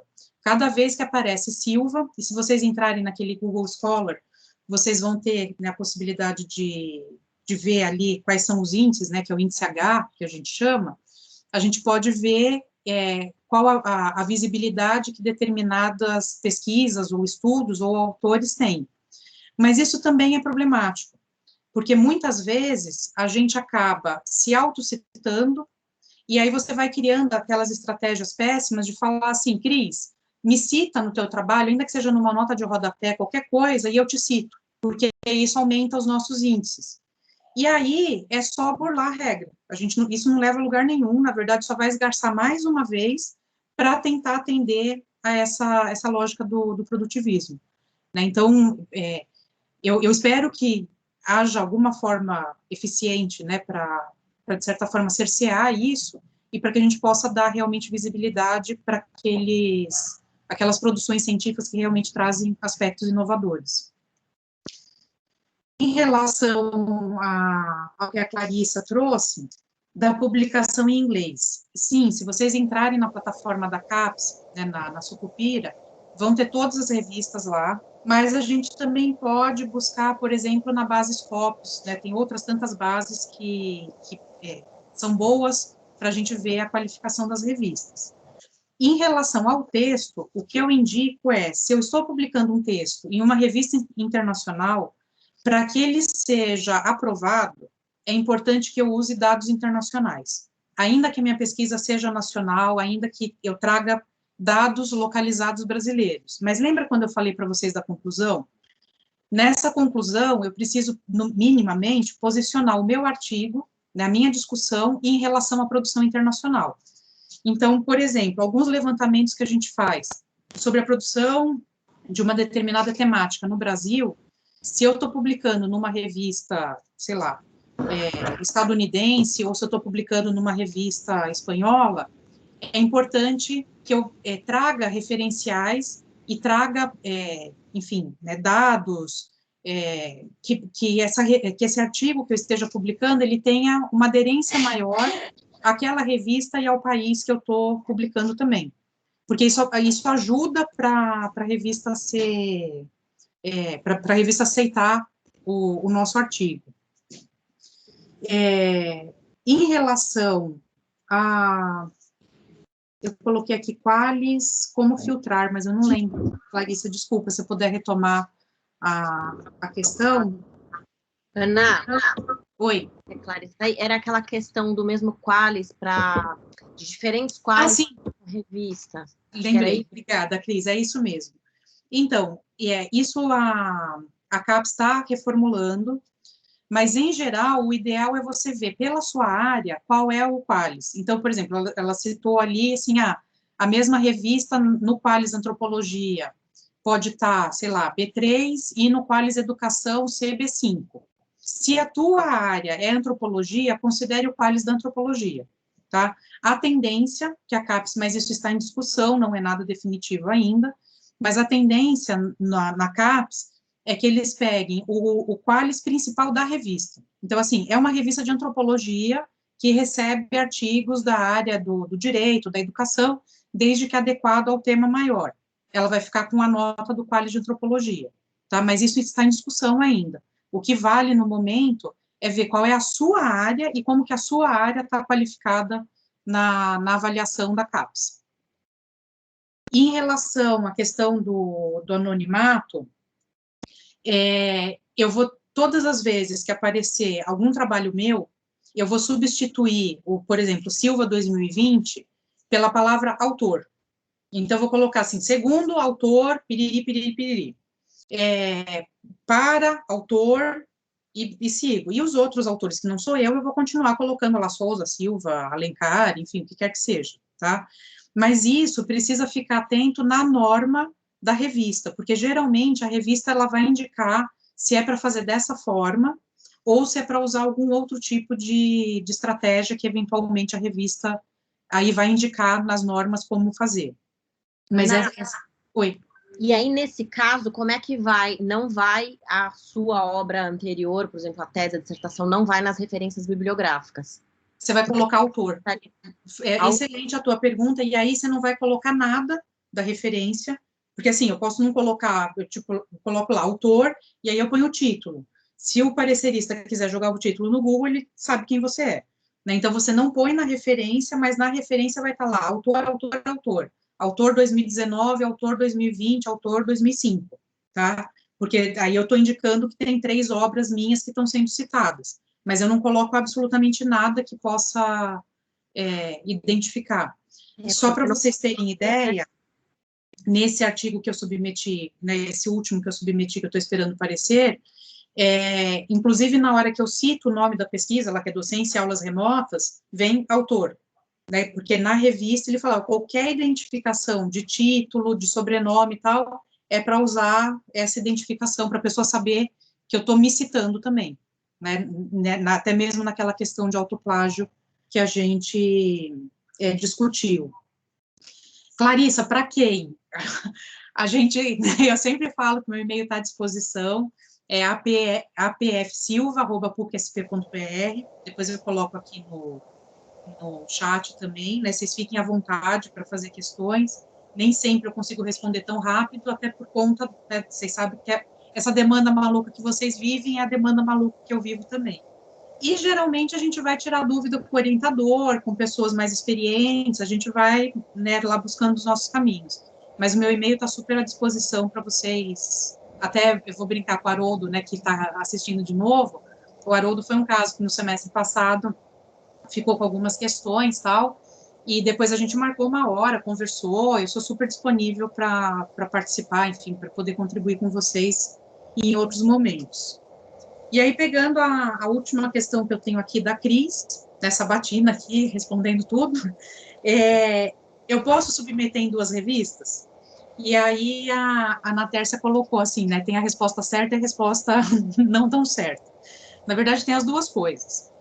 Tem revista que, na norma, vai colocar expressamente que aquele artigo não pode estar submetido a nenhuma outra revista e que ele não pode ter sido publicado em outra revista ou em outra forma. Então, se isso vem expresso na norma, eu preciso respeitar, porque se eu não respeitar, ainda que ele seja aprovado, ele pode ser reprovado no momento da publicação. E isso é ruim, porque a gente só tem uma coisa na vida que chama reputação. Se a gente estraga a nossa reputação na vida acadêmica, não é normalmente uma porta que fecha, mas uma série de portas que a gente tem fechado. Tem outras revistas que não falam nada. E essas revistas que não falam nada, geralmente funcionam da seguinte forma. Essa revista não fala nada, mandei. A outra revista não fala nada, mandei. Quem chegou primeiro leva. E aí, quando a segunda revista eventualmente chega falando assim, olha, seu artigo foi aprovado. Aí você manda uma resposta falando, olha, eu agradeço, fico muito feliz, mas infelizmente a revista tal, também, esse artigo também foi submetido na revista tal, e como o parecer dela foi anterior, já foi publicado lá. Agradeço, continuo à disposição e tal, e isso não tem nenhum problema ético de ser feito, se a revista não faz essa solicitação.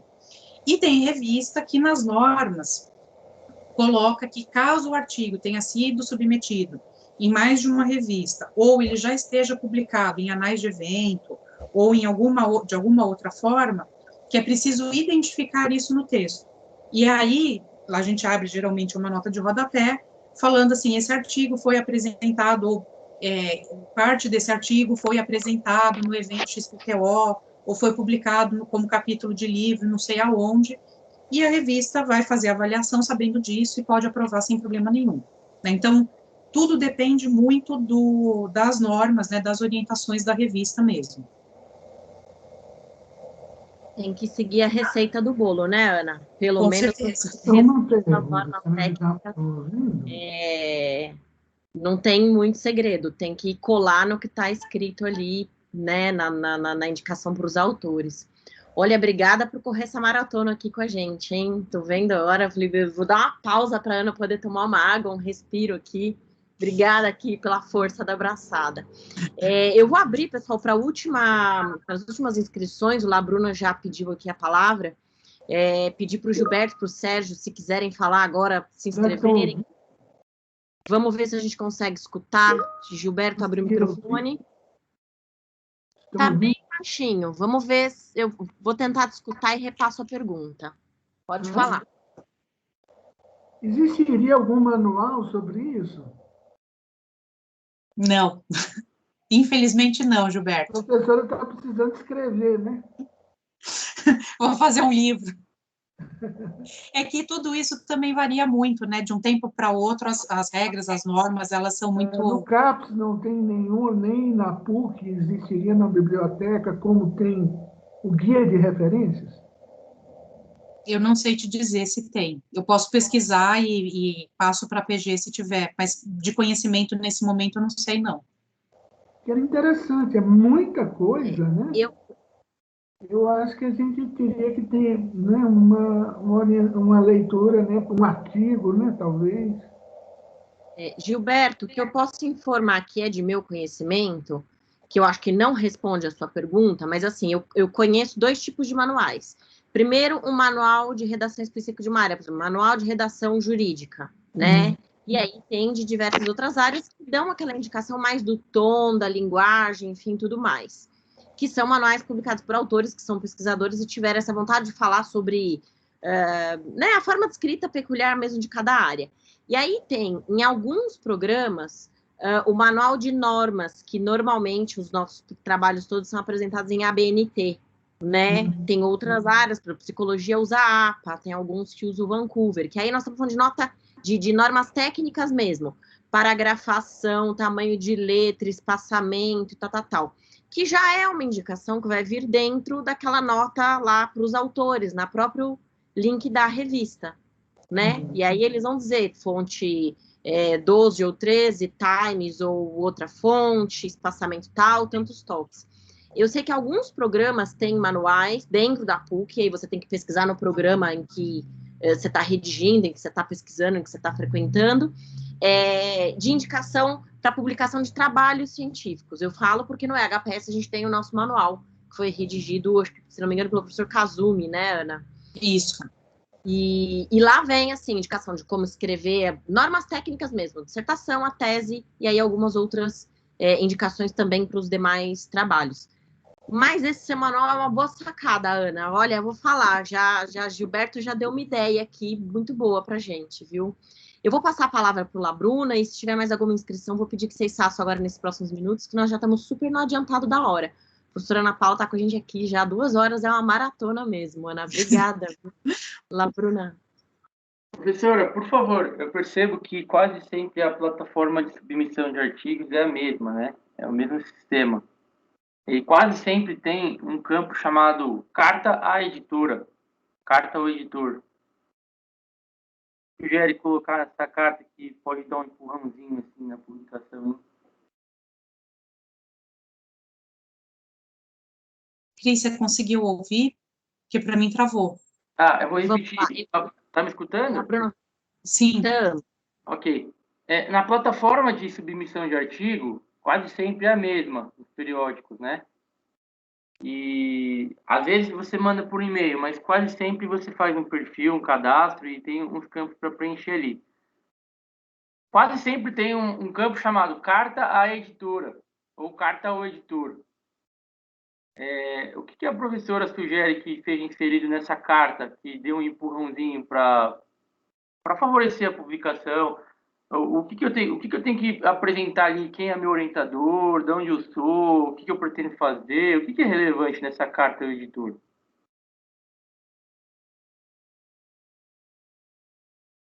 Professora, eu já fiz uma publicação e é carta ao editor. é um dos formatos que você pode usar, né? Que é essa carta ao editor, como existem outros formatos, né? E você pode utilizar formatos que são mais amplos, mais descritivos, né? Então, as revistas têm uns formatos, isso está dentro das normas, né? De cada revista, possivelmente, mas existe essa carta ao editor como né, um anúncio do que você está lidando, é uma primeira, vamos dizer, notícia, né? Acerca do que se trata. É o que me parece, né? E tem outros formatos em que você realmente vai escrever um artigo mais aprofundado, com mais detalhes, né? Com mais rigor, mais questões metodológicas explícitas, né? E também resultados e uma coisa bem mais ampla, né? Com gráficos, com... Essa carta editor muitas vezes não tem isso, né? Ela é muito simples. É só uma notícia. Às vezes até para segurar o seu direito autoral, né? Então, assim, você escreve... E aí, Ana, o que a gente escreve nessa carta? Não, sabe por que eu estou perguntando isso? Porque eu, assim, veja, eu não estou questionando nenhum tipo de avaliação cega dos periódicos, não estou duvidando de nenhum tipo de avaliação. Mas eu já ouvi falar que quando você... porque é o seguinte, a avaliação é cega, tá? Os avaliadores, em tese, tem 2 ou 3 avaliadores que não sabem quem eu sou. Mas o editor da revista, neste momento, pode saber quem eu sou. Então, assim, de repente, eu explicitando da onde eu venho, quem é o meu orientador, o que eu pretendo fazer, ouvi falar que pode acontecer, não vou dar nome aos bois, mas ouvi falar que o editor, a editora pode vir a dar um comando para o avaliador mais ou menos assim: olha, presta um pouco mais atenção nesse artigo aqui, porque tem autores que eu simpatizo, ou que de repente o coautor é livre docente e vai elevar um pouco o nível da nossa publicação, então seria muito interessante ter um artigo dessa pessoa nessa revista. Então, assim, como se fosse um empurrãozinho, assim, sabe? Um upzinho, assim, olha, presta atenção que esse pessoal aqui seria interessante ter na revista. Por isso que eu estou perguntando isso. Na verdade, essa carta, ela tem a função de você apresentar o seu artigo. Então, como é que funciona, né? Não é algo necessário nem obrigatório, né? Eu posso fazer, e aí é claro que a gente precisa julgar a pertinência de levar essa carta junto com o artigo. A ideia dela é posicionar esse artigo dentro daquilo que diz respeito à pesquisa. Então, por exemplo, eu mando uma carta ao editor quando há esse campo, né? Eu mando uma carta ao editor falando, olha, eu estou submetendo o artigo tal, e aí eu vou colocar expressamente o título do artigo, porque ele é o material decorrente da pesquisa realizada pelo grupo de pesquisa tal, que tem tais professores ou tais parcerias nacionais e internacionais, e aí você posiciona esse artigo dentro do meio que ele faz parte, né? Então, é um pouco nesse sentido de virar e falar assim, olha, se ele é um artigo que tem visibilidade internacional e você quer isso para sua revista, publicar esse artigo vai fazer com que pessoas de outros países leiam, né? Ou, eventualmente, isso, né? Como você colocou assim, olha, as revistas, elas são avaliadas pela CAPES, né? Não é o escopo aqui da nossa conversa hoje, mas a depender dos nomes que publicam nas revistas, da relevância dessas pessoas, desses grupos de pesquisa, isso também impacta na avaliação da revista. Então, ter esses nomes, né, ter essas pessoas na revista faz diferença. Tanto é que parte dos artigos, às vezes, que a gente lê nas revistas, especialmente essas mais qualificadas, são artigos de encomenda, né? Eu não falei isso para vocês lá no início, mas além da gente disputar com o Planeta, que está disputando essa vaguinha para ter um artigo publicado, dos 20 artigos que uma revista publica, às vezes 3, 4 artigos são encomendas. Então, tem esse caráter de fazer a carta para posicionar. O que acontece, Felipe, é que, em geral, não é para o avaliador que vem essa recomendação, é para o comitê editorial da revista. Né? Então, assim, o editor fala para a pessoa que está cuidando daquele número, assim, olha, a gente recebeu esse artigo que vale a pena passar ali, porque entre receber o artigo e chegar na avaliação, às vezes tem 5 meses, porque a revista vai receber aquela enxurrada, vai passar por aquela parte lá das normas técnicas, tal, para depois ser distribuído. E, às vezes, você consegue encurtar esse prazo com, eventualmente, essa carta ou um contato com o editor da revista. E aí, o editor, né, do número lá do comitê científico, é que vai pegar os pareceres. Eu, pelo menos, nunca recebi nenhum tipo de contato, assim, olhe com amor e carinho para esse artigo. Mas já trabalhei com pessoas próximas, né, que cuidam dessa parte técnica, e do mesmo jeito que tem encomenda, tem isso, assim, a gente recebeu o artigo de fulano de tal, porque a revista, né, o editor, ele sabe todas as pessoas que se inscreveram, né, nessa ficha de cadastro, do mesmo jeito que eles nos indicam para ser parecerista, você tem lá o cadastro que pisca assim, olha, tal pessoa que mandou. Exatamente. Então, o texto da carta, ele deve ser escrito mostrando a relevância da pesquisa, mas não é só uma relevância do tipo assim, olha, minha pesquisa é importante porque ela trata sobre a temática tal, mas é mostrando a relevância da pesquisa no campo científico. Né? Isso assim, olha, ele é resultado de tal impacto, essa pesquisa, esse artigo, ele é derivado de uma pesquisa que recebeu tal prêmio, né? É nesse sentido que a gente usa essa carta, ou que deveria, né? Eu falo isso, professora, porque assim, eu acho interessante até compartilhar o caso prático, porque assim, todo mundo tem muita preocupação no mestrado e doutorado de publicar o artigo. O que eu sugiro para os meus colegas de sala? Eu aprendi, eu passei por isso. Eu encaminhei um artigo para uma revista, que não veio o caso de falar qual, mas é de grande relevância no direito, e assim, a edição já estava fechada. Mas, quando verificaram o currículo do orientador, que era o coautor do artigo, falaram, opa, esse autor é muito importante para a nossa revista, porque nessa edição nós não temos nenhum livro docente. Então, vai ser muito valoroso para a revista ter um livro docente. O que eles fizeram? Eles reabriram o prelo da revista e incluíram o artigo sem maiores questionamentos. Então, assim, eu fui premiado com esse artigo, graças ao orientador que assinava o artigo. Então, assim, eu às vezes sugiro até para o aluno o mestrando, o doutorando que está procurando uma publicação, passe a estudar a hipótese de colocar o orientador como coautor, porque eu acho que eu tive a impressão que nessas cartas à editora ou editor acaba dando uma ajudada comunicar quem está assinando o artigo. E aí você trouxe... Cris, posso fazer... Diga. Eu quero É porque, assim, eu sou editor de seção de uma revista que é a 2, né? Então, às vezes, a gente precisa entender como é que funcionam os fluxos, né, das revistas. Cada revista tem um template que vai dizer como o artigo deve vir, quais são os resumos. E, pelo menos, assim, a gente abriu um dossiê que, sei lá, chegaram 120 artigos submetidos. Isso é um volume muito bom para uma revista 2 e a gente tinha a demanda contínua.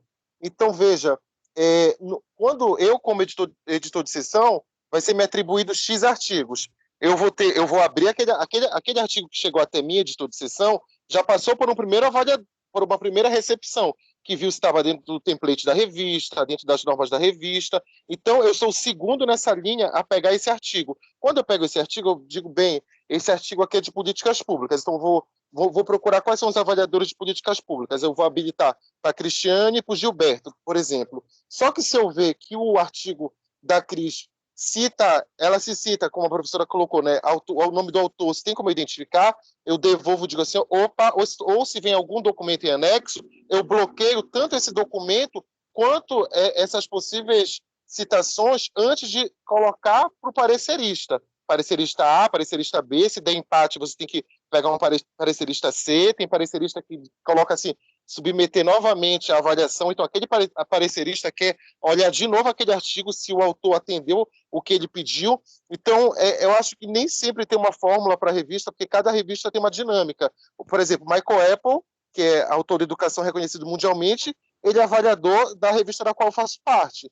Então, de tempos em tempos, todos os professores que são assim, catedráticos, que são referência, de certa forma, vão ter os artigos de encomenda, ou então muitas revistas fecham parcerias com as entidades. Então, tem a Amped. A Amped quer publicar um volume sobre educação, enfim, gestão democrática. Então, ela vai fazer uma parceria com a revista E-Currículo, com a revista Teias, da FRJ, e com outras, e vai lançar. Então, esses meandros, assim, para professores que são mais medalhões, eles existem e, fatalmente, é necessário as revistas, né? Mas não é sempre que a gente vai ter essa carta, o editor vai fazer efeito ou não. Porque, na minha revista, por exemplo, já tem acho que uns 12 números para ser publicados na fila.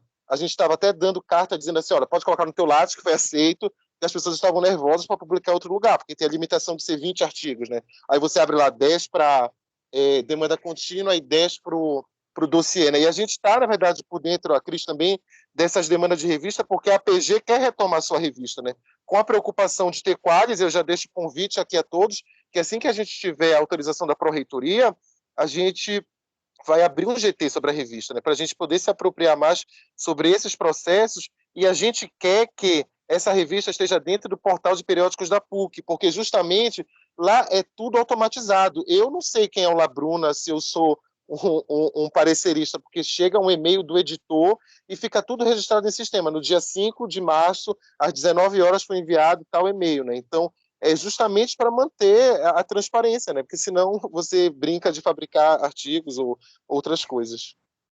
Exato. Não, sim, viu, Kelvin? Não estou querendo levantar a hipótese que a avaliação de artigo não tem lisura, pelo amor de Deus. Só falei uma situação que aconteceu, enfim, em uma revista específica, por isso até que eu perguntei para a professora, aí depois ela falou que não é o avaliador, depois pode ser que tenha um comitê de publicação que possa até pular a etapa do avaliador, então, assim, só comentei, mas, assim, pelo amor de Deus, não estou dizendo que é tudo armado, tudo esquematizado, porque eu nem faço ideia de como funciona, pelo amor de Deus, só isso. Então, não, eu entendo, gente, e a discussão tá ficando calorada, e é isso mesmo, são essas dúvidas, a gente não sabe o que acontece da revista para dentro, né? A gente tenta compreender da revista para fora, que é o artigo, a elaboração, é o que a gente está fazendo aqui hoje. Então, acho que muito válida a discussão. Ora, já vamos marcar uma segunda etapa para isso aqui, porque já tem coautoria para falar, questão dos elementos gráficos, tabelas, fotos que a gente acabou não abordando. Então, assim, gente, muito pano para manga, viu? Eu estou encaminhando, vou passar a palavra de volta para a professora Ana Paula para responder a colocação do Kelvin, do Labruna aqui para fechar, e vou pedindo já para a gente encerrar a atividade. Nós estamos aqui 2h30 já, olha que produtivo. E abordamos uma porção de coisas, Ana. Muito obrigada por estar esse tempo todo aqui com a gente, porque a gente sabe, inclusive, que estar no online, na atividade síncrona, é super desgastante, né? Já foi discussão nossa em sala de aula da disciplina que a gente fez, como é cansativo. Então, obrigada para todos vocês que estão aqui, acompanharam e prestigiaram. Republiquem para os amigos depois, essa aula fica gravada, e é muito importante, quem não pôde estar aqui presente vai poder assistir isso depois. Então, devolvo a palavra para você, Ana, para a gente realmente ir encerrando, e agradeço muito. Cris, eu vou né, antes de agradecer também, né, eu vou reforçar a fala do Kelvin, nesse sentido, né, claro, que se a gente está, inclusive algumas revistas, nas normas, elas vão trazer que se não tiver um doutor entre os autores, a revista não aceita a submissão de artigo. Né? De certa forma, assim, leiam as normas, grifem as normas, leem as normas novamente, porque é o fundamental, né? E até porque cada uma das revistas tem essas variações.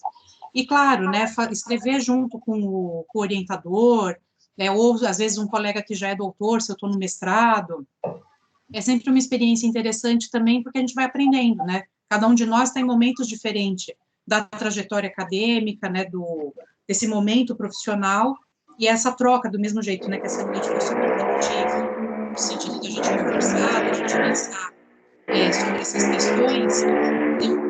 Tem alguém com o microfone aberto aqui que está dando retorno. é importante a gente conversar com as outras pessoas, né, ao longo desse processo, exatamente para ir acumulando conhecimentos. E aí eu já aproveito, né, esse ponto para agradecer, né, como a Cris falou, não é a primeira vez que eu estou aqui com a APG, há mais tempo com a RD do IHPS, fazendo essa discussão. É sempre um prazer enorme, né, eu acho que é uma temática bastante importante, que a gente normalmente é pego na curva, né, sem saber fazer, e vem aquela coisa, mas estão falando que está publicando, como é que faz, como é que não faz? Então, é importante, né, ter esse espaço, poder usar esse espaço. Me sinto sempre muito privilegiada de ser convidada para falar sobre esse tema com vocês. Eu já falei de outros temas também, mas esse em especial eu gosto muito. E aí eu vou retomar a apresentação do Kelvin, porque ele trouxe um ponto, até brincar com ele, ele roubou parte da minha fala de fechamento, que era a única coisa que estava organizadinha aqui para falar, mas a gente tem vivido tempos muito brutos, né, tempos muito cruéis, e se por um lado, espaços como esse, a própria pós-graduação, as nossas possibilidades, né, o lugar, até mesmo de pós-graduando, nos legitima em outros espaços a falar, né, sobre a questão da ciência, a falar sobre os absurdos que o governo tem feito, a gente deve necessariamente usar esses espaços, mesmo que muitas vezes seja difícil, né, mesmo que muitas vezes a gente já esteja sem forças. Lembro que hoje, né, como o dia 31 de março, com a intenção aí de uma celebração de ditadura, que não deve ser celebrada, mas deve ser sempre lembrada, para que a gente não incorra de novo nesse tipo de erro. O papel da PUC de São Paulo, naquele período, o papel da PUC de São Paulo nesse momento, o papel da PUC não só do ponto de vista institucional, mas a parceria e a posição dos alunos também sempre muito forte, como um espaço de resistência, e principalmente que a gente não se brutalize pelos índices, pelas obrigações de preencher, de fazer, de contar ponto, porque isso nos coloca numa máquina de moer gente, que a gente começa a não ser mais parceiro dos nossos colegas, a não dividir as coisas com os nossos colegas de pós-graduação, depois com os professores com quem a gente vai trabalhar, ou com os nossos colegas de profissão, né? A resistência é exatamente fazer o contrário disso. A gente está junto, a gente está unido, a gente compartilhar aquilo que a gente sabe, compartilhar as nossas angústias, e que isso vá nos dando força, né? E por isso me sinto extremamente privilegiada quando a PG faz esse tipo de convite para mim. Então, brigadíssima. Ana, a gente só tem o que agradecer a você também. Essa parceria é incrível, porque, para além da troca professor-aluno, a gente tem uma troca humana aqui também, né?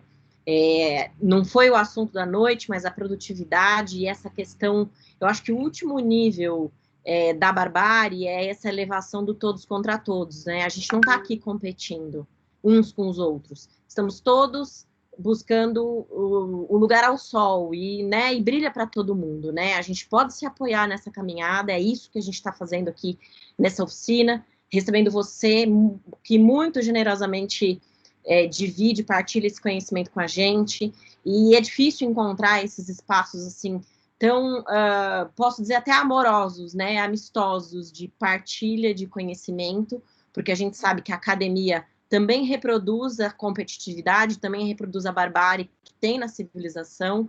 É uma discussão que a gente tem feito todos esses dias. Quem está acompanhando com a gente vê que a gente retoma e cai no mesmo ponto, né? A universidade, ela é local de produção de conhecimento, e nesse momento, como em diversos outros momentos, você acabou de lembrar, e a PUC São Paulo tem esse papel, é local de produção de resistência, né? É local de produção de resistência, é o local de formação do indivíduo, né? É o local